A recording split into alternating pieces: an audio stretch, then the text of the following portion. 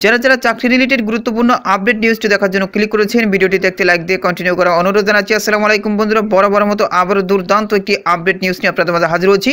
বন্ধুরা, অবশেষে প্রাইমারি শিক্ষকদের কপাল খুলল, নতুন বছরে আসছে বিশাল সুখবর, বেতন গ্রেড বৃদ্ধি হতে চলেছে। তো প্রিয় বন্ধুরা, এই সংক্রান্ত বিভিন্ন পত্রপত্রিকায় বিভিন্ন ধরনের প্রতিবেদন প্রকাশ করা হয়েছে, দেখতেই পাচ্ছেন।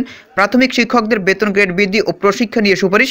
এছাড়া প্রিয় বন্ধুরা দেখতেই পাচ্ছেন প্রাথমিক শিক্ষকদের বেতন গ্রেড বৃদ্ধি নিয়ে যা বলেন সার্জিস আলম।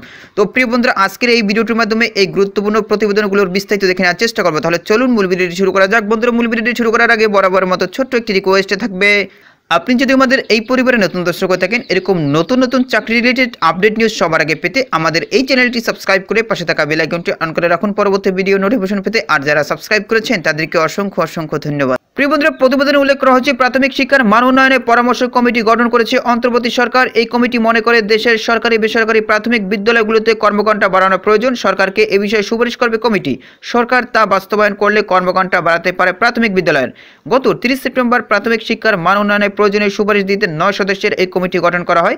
এতে ব্র্যাক বিশ্ববিদ্যালয় ইমেরিটাস অধ্যাপক মঞ্জুর আহমেদকে প্রদান করা হয়েছে। কমিটির কাজ শেষের দিকে আগামী বছরই জানুয়ারির প্রথম দিকে কর্মঘণ্টা বাড়ানো সহ সামগ্রিক বিষয়ে একটি সুপারিশ করবে কমিটি। কমিটির সদস্যরা জানান, দেশের 80% প্রাথমিক বিদ্যালয় 2 শিফটে চলে। প্রাথমিক বিদ্যালয় শিক্ষণ ঘণ্টাও পৃথিবীর অন্য যে কোনো দেশের তুলনায় অনেক কম। কর্মঘণ্টা বাড়াতে দীর্ঘমেয়াদী পরিকল্পনা গ্রহণের সুপারিশ করবেন তারা। যদিও প্রাথমিক শিক্ষকরা দীর্ঘদিন ধরে বিদ্যালয় কর্মঘণ্টা আরও কমানোর দাবি জানিয়ে আসছেন।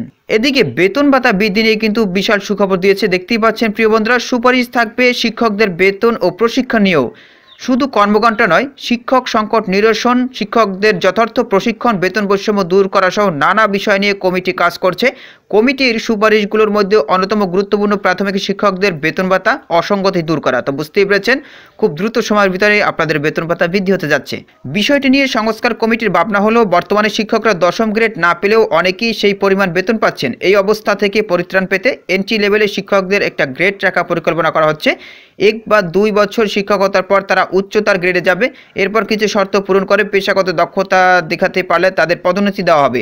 এসব প্রক্রিয়া সম্পূর্ণ করলে ধাপে ধাপে তাদের সহকারী প্রধান শিক্ষক পদে পদোন্নতি দেওয়া হবে। তাছাড়া শিক্ষক প্রশিক্ষণের বিষয় কমিটির মতামত, বিপিএড প্রশিক্ষণ খুব বেশি কাজে আসছে না। সেখানে শিক্ষকরা শুধু মেশিনের মতো ক্লাস করছেন, খুব বেশি মাথায় নিতে পারছেন না। শিক্ষক প্রশিক্ষণে মডেল টিচিং লার্নিং মানা হচ্ছে না, ফলে এ ধরনের প্রশিক্ষণ কাজে আসছে না।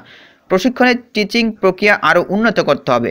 তো প্রিয় বন্ধুরা, এছাড়া দেখতে পাচ্ছেন প্রাথমিক শিক্ষকদের বেতন গ্রেড বৃদ্ধি নিয়ে যা বলেন সার্জিস আলম, এখানে একদম বিস্তারিতভাবে দেওয়া রয়েছে। এখানে বলা হয়েছে, জুলাই শহীদ স্মৃতি ফাউন্ডেশনের সাধারণ সম্পাদক সার্জিস আলম বলেছেন, বর্তমান সময় আর্থসামাজিক প্রেক্ষাপট বিবেচনায় শিক্ষা ব্যবস্থাকে স্ট্রং করতে ও শিক্ষার মান বাড়াতে সরকারি প্রাথমিক বিদ্যালয় শিক্ষকদের বেতন স্কেল 13 গ্রেড থেকে 10ম গ্রেডে আনা উচিত।